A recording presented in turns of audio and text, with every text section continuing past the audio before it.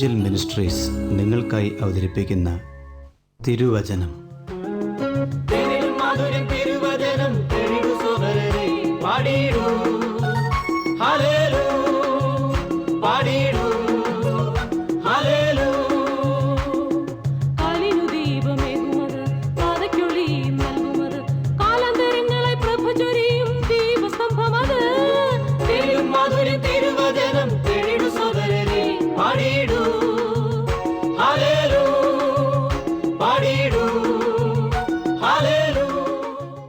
ഇന്ന് നമ്മോട് ദൈവവചനത്തിൽ നിന്ന് സംസാരിക്കുന്നത് Suviseshakan James M Thomas Nedumbassery.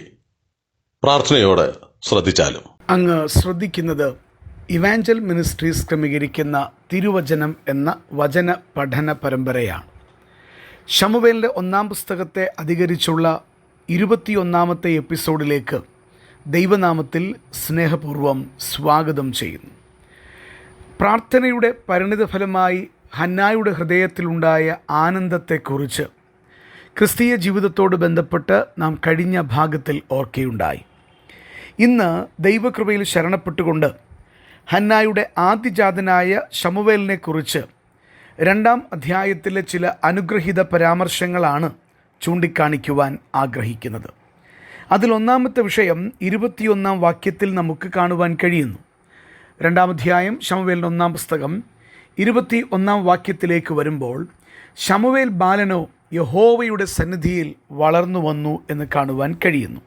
എന്താണ് ശമൂവേലിൻ്റെ അനുഗ്രഹീതമായ വിഷയം? അവൻ വളർന്നത് ദൈവത്തിൻ്റെ സന്നിധിയിലാണ്. പ്രിയപ്പെട്ടവരെ, ഇത് ചെറിയൊരു വിഷയമല്ല. ലോകത്തിൻ്റെ മുൻപാകെ വളരുക എന്നുള്ളതല്ല, ലോകത്തിൻ്റെ മിടുക്കന്മാരായി തീരുക എന്നുള്ളതുമല്ല. ലോകത്തിൽ ദൈവം തനിക്കുള്ളവരെ ഉയർത്തും എന്നുള്ളത് മറ്റൊരു വിഷയമാണ്. എന്നാൽ ലോകത്തിൽ മിടുക്കനാകുക, ലോകത്തിൽ മിടുക്കിയാകുക, ലോകപരമായ കാര്യങ്ങളാണ് ഏറ്റവും ശ്രേഷ്ഠമെന്ന് വിചാരിക്കുക, ഒരു ദൈവ പൈതലിന് ദൈവത്തെക്കുറിച്ചുള്ള ആത്യന്തിക ബോധം നഷ്ടപ്പെടുക, ഇതൊന്നും കർത്താവിന് പ്രസാദമുള്ള വിഷയമല്ല.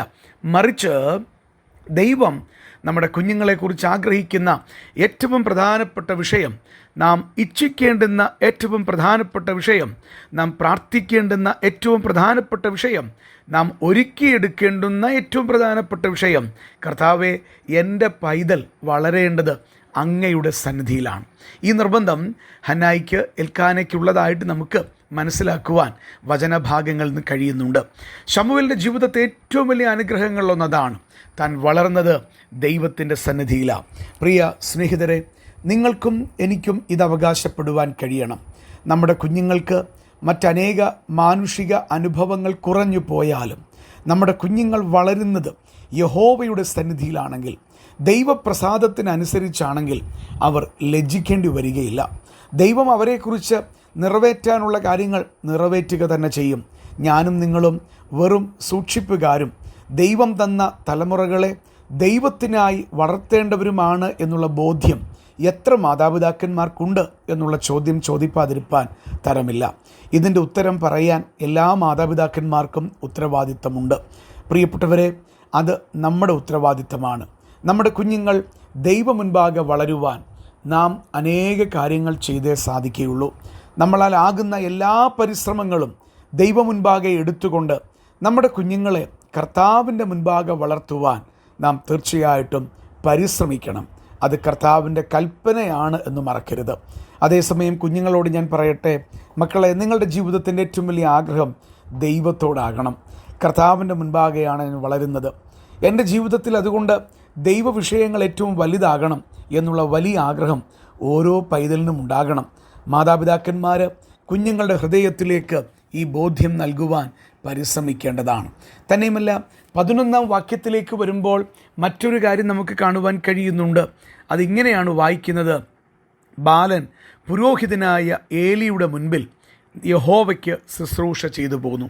അവിടുത്തെ 2-ാമത്തെ വിഷയം ഞാൻ പറയട്ടെ, വളർന്നത് പുരോഹിതൻ്റെ മുൻപിലാണ്. അർത്ഥാൽ ഏലി പുരോഹിതനോടൊപ്പമാണ് ബാല്യകാല അനുഭവങ്ങളുള്ളത്.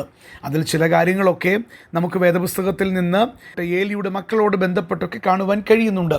എന്നാൽ ഞാൻ അതിലേക്കല്ല ശ്രദ്ധ കൊണ്ടുപോകുന്നത്. മറിച്ച് ഒരു ദൈവഭൃത്യൻ്റെ കീഴിലുള്ള പരിശീലനം ദൈവഭൃത്യൻ്റെ അടുത്തുള്ള വളർച്ച, യഹോവയുടെ ആലയത്തിൻ്റെ അന്തരീക്ഷം, അത് ഒരു ദൈവ പൈതൽ വാഞ്ചിക്കേണ്ടതാണ്. ശമൂവേലിൻ്റെ കാലഘട്ടത്തിൻ്റെ പ്രത്യേകതയായി പറയുമ്പോൾ വാഞ്ചിക്കാൻ കൊള്ളാത്ത പല കാര്യങ്ങളുണ്ടായിരുന്നു. അത് മനസ്സിലുണ്ട്, ഞാനത് സമ്മതിക്കുന്നു. എന്നാൽ ഞാൻ ഉദ്ദേശിക്കുന്ന വിഷയം അതല്ല. ദൈവസന്നിധിയിൽ നമ്മുടെ കുഞ്ഞുങ്ങൾ വളരണം. ദൈവികമായ അനുഭവങ്ങളുള്ള ആത്മീകരുടെ പരിചരണം അവർക്കുണ്ടാകണം.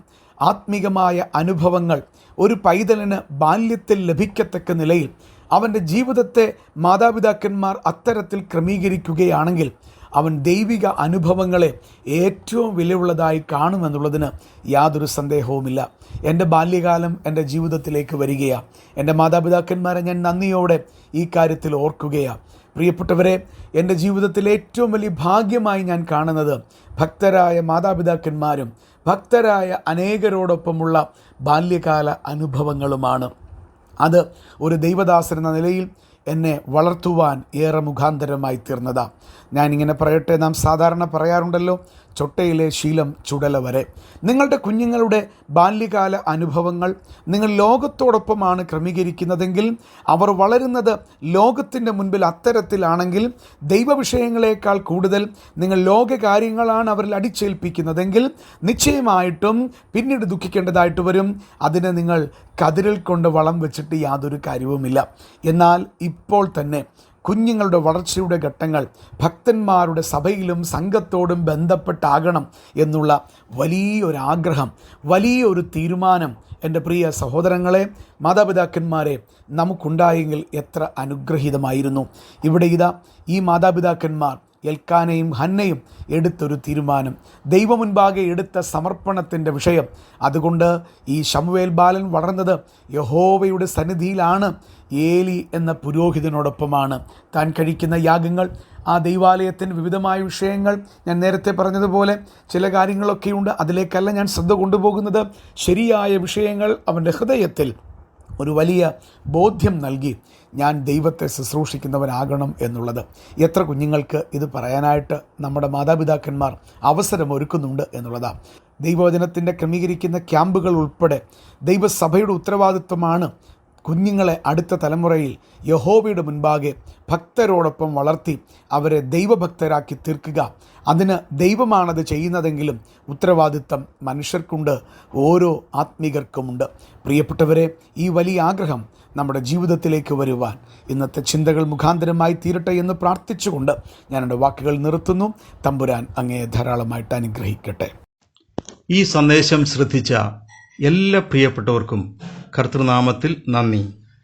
ബൈബിൾ കറസ്പോണ്ടൻസ് കോഴ്സിൽ ചേർന്ന് പഠിക്കുവാൻ ആഗ്രഹിക്കുന്നവർ മേൽവിലാസം അയച്ചു തന്നാലും പ്രാർത്ഥനാ വിഷയങ്ങളും അറിയിക്കുമല്ലോ.